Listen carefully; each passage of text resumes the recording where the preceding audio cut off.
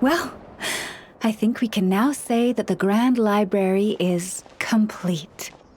Next, we'll need to find somewhere to put the bird stands, cushions, and deposit boxes. Ah, hello there, traveler, Paimon. Thanks to your help, the library repairs are basically complete. It's really starting to look the part. What about that other stuff you just mentioned?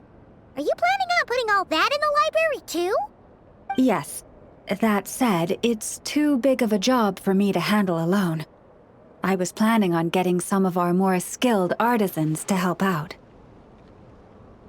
The Grand Library is open to humans and animals alike. Since we have furniture for humans to sit down on, there should naturally be some for the animals, too. Huh. Yeah, that does kind of make sense. Those are the ones I used to use when the little animals came to talk to me about their struggles.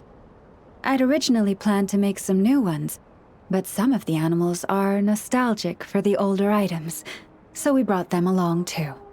Wait, animals tell you their struggles? Like a therapy session? Kinda sounds like a nice bathhouse for animals. This is one of my duties as Moon Chanter. I would not call it hard work. And it's true. All living things have a need to feel heard. I have always encouraged everyone to come to me without reservation, whatever troubles they may be facing.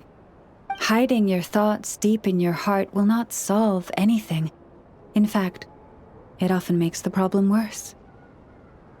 Oh, well, I've never looked at the numbers, but my sense is that the animals consult me more often.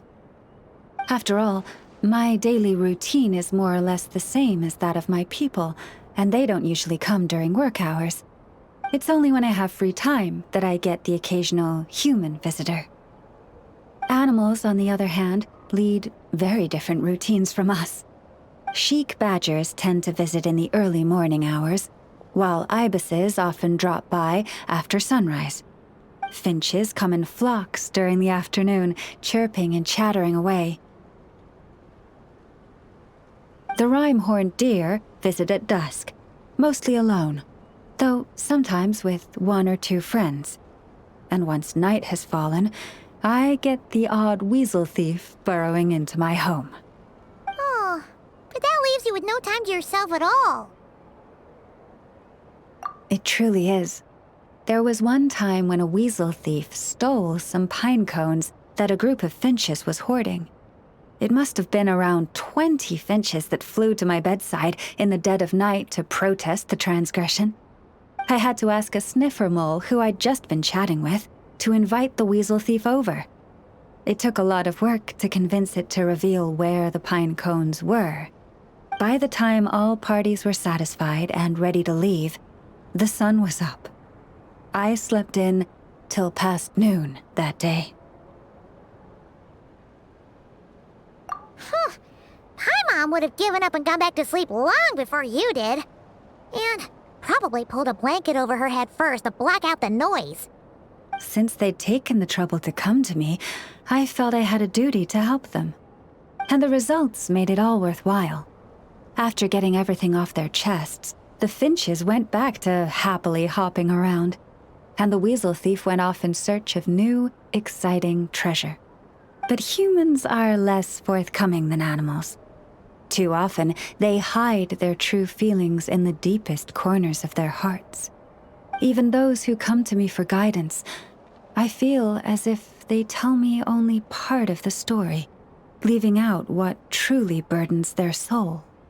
Perhaps they are unwilling to say it out loud, to face the real issues head on.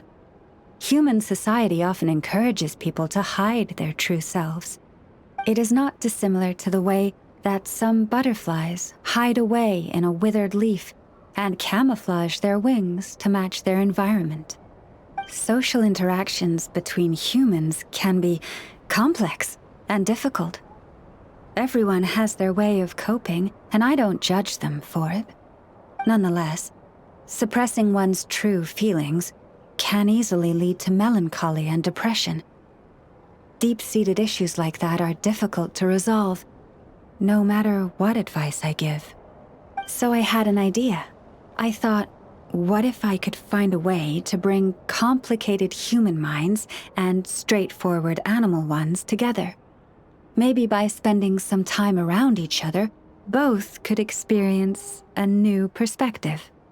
It was with that in mind that I renovated the Grand Library and turned it into what it is today. Spacious and well-ventilated, and open to humans and animals to come and go as they please. Except maybe on rainy days, when they're looking for shelter.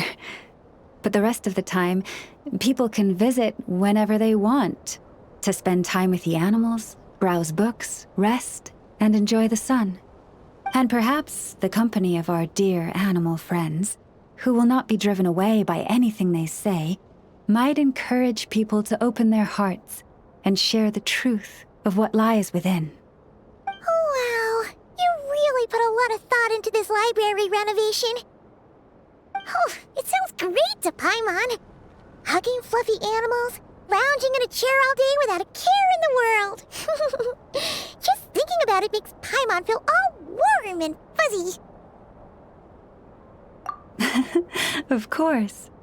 Your assistance with the renovation works was invaluable.